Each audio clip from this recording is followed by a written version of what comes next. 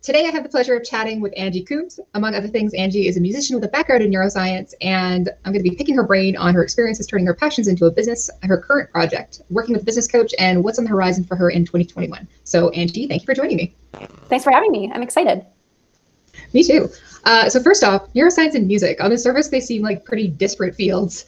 Can you give me a little background on your journey and how you wound up blending the two into a career? Sure. So I'm a longtime musician. I actually started playing piano when I was about 3.5 years old.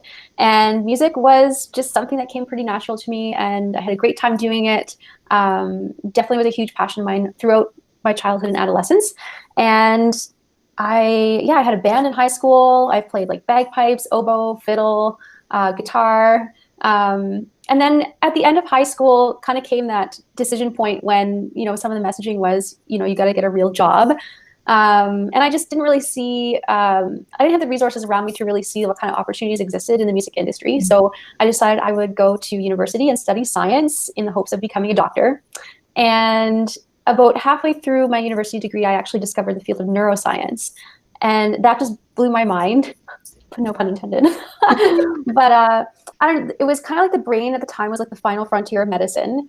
And Dalhousie University, where I went to university, had one of the original neuroscience programs, definitely in Canada, possibly in North America at the time. So I dove right in on that and actually did a year of research in my fourth year looking at how the brain entrains to certain cycles. So for instance, like the light-dark cycle or like a feeding schedule, there's different things the brain will actually entrain to do. So that was really intriguing.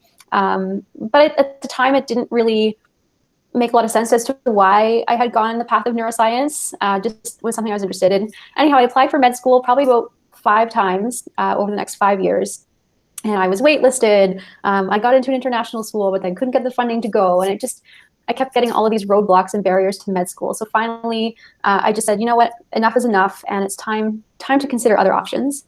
So I ended up really diving into a whole lot of different fields. I got into the business world.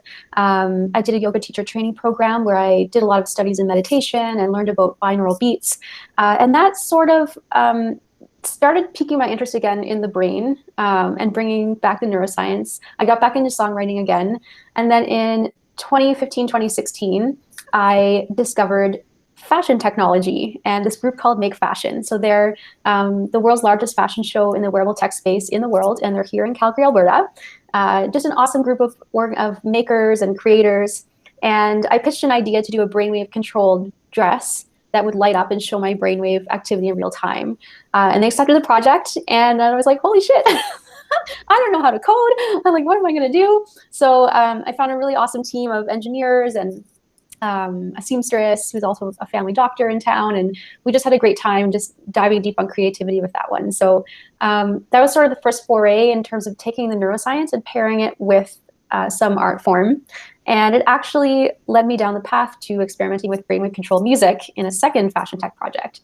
So when it came time to apply for funding to do an album, I was like, what's going to really be unique that will really set this project apart from anything else in the music industry? And I knew that TONTO existed. So TONTO is the world's largest analog synthesizer. I was going to ask, how did you even hear about this? Because I was looking up and one other artist has used it for one other song, and otherwise it's nowhere. Yeah, so it was actually built in the late 1960s. So it's a bit of it's an older instrument that I think it was fairly well known in maybe like the 70s and 80s. But then since then, it hasn't really been utilized a whole lot in mainstream music. But it's here in Calgary, and I actually found out about it through the Alberta Electronic Dance Music Conference. So they actually had their conference coinciding with TONTO Week at one point a couple of years ago. So I was like, oh, this is really cool. And like, this is in Calgary, and it's, this really unique electronic instrument. And then kind of thought nothing of it. And then when I was putting the grant application together for the album, I was like, oh, wait a minute, what if we could control TONTO with our brainwaves? So I kind of had an idea of how things would work, just the linkages of like software and tech. And then I had an engineer friend who's got a degree in mechatronics and is also electronic dance music producer. So I got to chatting with him and said, do you think this would be a good idea? And like, would this work? And anyhow, it just kind of all came together, and we ended up recording with TONTO in October. We had some time there when lockdown lifted to get into Studio Bell. And it was such an incredible experience. Yeah, mind blowing. Literally and figuratively, mostly figuratively. So it sounds like you had some kind of pretty high expectations for what it was going to be like to working with the TONTO. Do you feel like those were met kind of in the work that you were doing in October? Yeah, I think actually the first real hurdle was figuring out if it would actually work in real time. So Mitchell, our engineer, had actually tested on a smaller synthesizer that was from the same era and used control voltage as the basis for its like how it works. So we knew that worked. But then applying it to TONTO was the next question of, will this actually be able to be something we can pull off? So we did it. And then we just spent like 20 hours on a weekend, like just making so many different sounds with TONTO. TONTO is one of those things too, where there's like so many different options of sounds that can come from it. So we sort of had to come in with a vision for each song and what exactly we want to accomplish and what kind of sounds to modulate in a way that would be meaningful and something we could point out like on a recording. Okay, that's awesome. Like that sounds like it was so much fun and so much work. And you're probably so exhausted by the end of it, but also like so invigorated. Totally, yeah. It was a real high for like at least a month afterwards, and to see it, we got on the news and we got some international media coverage with some music blogs, which is really awesome.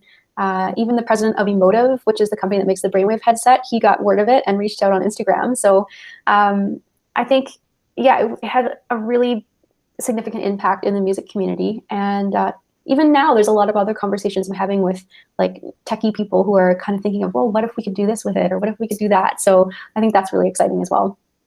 That's awesome. So you kind of just went for it and went like, this is something that I'm interested in, and it kind of manifested into this great opportunity where you got to engage with the community. It's creating more opportunities for you to be able to continue to do that. Yeah, exactly. That is so awesome.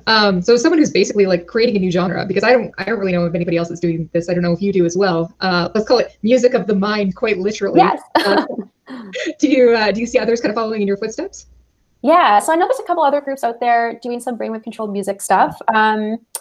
I haven't seen anyone doing specifically what we did, but I think it's definitely something that you'll see more of in the future, especially as like the brainwave headset technology develops. I think like that's just going to keep getting better and better. And then being able to link that to digital software is already quite good. So I think as people kind of experiment and learn how to like play with the data a little bit more, then I think we'll start seeing more projects coming to life in the field. That's awesome. And you mentioned kind of the Emotive headset. I'm sure you've been following Neuralink's Neuralace updates. How do you see some like advancements in technology like that impacting your music? Can you say, wahaha? That actually really excites me. Because with the current headset technologies, like you still have to, like you're trying to get the electrical current from the brain. So there's still quite a bit of stuff in between the headset and your brain, like, the skull and like the bone and meninges and fluids and stuff. So I think with something like Neuralink, where it's actually an implantable device, like that will actually, the data will be even better and faster. And I think I get excited too about the possibility of AI technology being paired with the software. Because we know that AI is better at predicting patterns than the human eye in general. So, who's to say that like AI maybe could be able to predict the pattern of what a snare drum looks like in your brain, and then you can just think of a snare drum and it like puts it into your digital audio, like whatever you're using to produce music with. Like that's kind of where I would see it going the next like 5 to 10 years for sure. Like we're living in the future. Yeah. That's so awesome. So switching gears a little bit, pursuing this as a career, it's, I know, a dream career for a lot of people, and also something that is unfortunately highly discouraged. But you've done it, you've turned it into something awesome, and you worked with a number of business coaches to kind of get to this point. How do you feel that they've kind of played into the development of your career? Yeah, like I'm so huge on the value of mentorship, especially now over the past like 3 to 5 years. I'd say the last 3 years is when I really started seeking out the best of the best in the industry, even in like the local like, Calgary area community. Like it's great to go and read blogs and try and do it yourself, but honestly, there's so much more value in sitting with a person who's like walked the walk and knows the ropes. There's just so much more information you can glean from them in a very short amount of time. So I've coached with Trey Mills. He's also my producer on the album, but years of experience in the music industry. wealth of knowledge there. And then I've also done some coaching with Callie Elwanes of Bold and Visible. So she focuses on helping to elevate women specifically in business and in life. So a lot of that work was really getting deep on myself and my personal story, which I didn't really think I had much of a personal story until, you really go inward and do the work and say, oh, well, when you look at this long history of all the things that you've done over a period of your life that didn't really seem to make sense, but, all of a sudden it just clicks and it's like, oh, like maybe this was the thing that I was heading towards all along and could never have predicted it or known it. So now it's just a matter of like sitting in that and seeing where it goes next. That's awesome. And I see what you mean. Like you can go to the blog posts or, you can teach yourself a fair bit from YouTube, but it's a fundamentally different experience. Yeah. Oh, totally. Yeah. Yeah. I definitely highly, highly recommend having a coach or a mentor or several. Like it's just going to help you elevate on a much faster level. Cool. Yeah. That's it's a great perspective. So your new album comes out when, this spring? Yeah, so the first single is going to drop end of March, 2021. And what we'll do, we'll kind of roll it out with maybe 2 or 3 singles spread out over a period of a couple months, and then we'll drop the rest of the album. We are doing a vinyl copy, like a vinyl record. So we'll have some of those available for sale. And we're also working on doing a sample loop library of brainwave controlled TONTO sounds that will have available for purchase for any producers that want to use it in their own recordings. Oh, that's so cool. Yeah. Excellent. So what's next after the album? Well, that's a great question. I feel like I think there's going to be a couple more things that come down the pipeline with brainwave controlled music. There's already some initial project ideas that have been kind of coming across my radar in the last couple of months. And I'm also starting a new program for artists. One thing I'm really big on in the last couple of years is manifestation and applying more creative concepts to life to help actually reach toward a greater vision for your life very quickly. So it's called Manifest Your Music Career. And I'm working on creating a 4-week program that will help teach artists the principles of manifestation and how to apply it to their music career so they can actually basically quantum leap to some greater successes. So yeah, looking forward to that for sure. Yeah, that's awesome. Can't wait to see how that plays out and how that turns out. It's like a wonderful program. Thank you. Yeah, so this has been great. What I love about your story is that you've taken what most people consider to be something that is very difficult to make into a career and then carved out your own path. And I'm sure you're going to continue to be an inspiration for others to do the same. But before we go, is there any advice you'd like to share with someone who's on the fence about taking the plunge? If you feel drawn to do something, go do it. Like, I know you can get a lot of external people and circumstances that might try to hold you back, or you might have people tell you, oh, it's not possible. But honestly, if you feel really deeply rooted that it is your gift and it is your path, then you need to start taking the steps towards it and just put the blinders on. Like, that's the best advice. Because I know there's so many times where I've let outside influences come in and it's taken me off my path. And I noticed that when I started putting the blinders on and stepping forward anyways, that's when the path just illuminated and completely unfolded. So stick with it and just do it.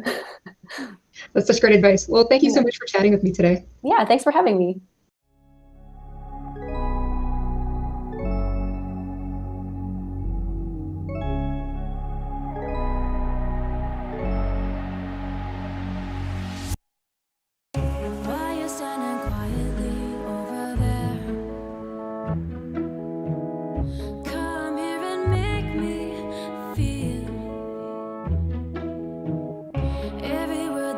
Your lips seduces me. Oh, can't you see?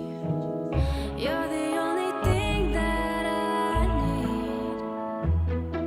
'Cause you are my dream, surrounding me around anomaly, with arms around me. Breathe into me, bring me down into your world and feel me.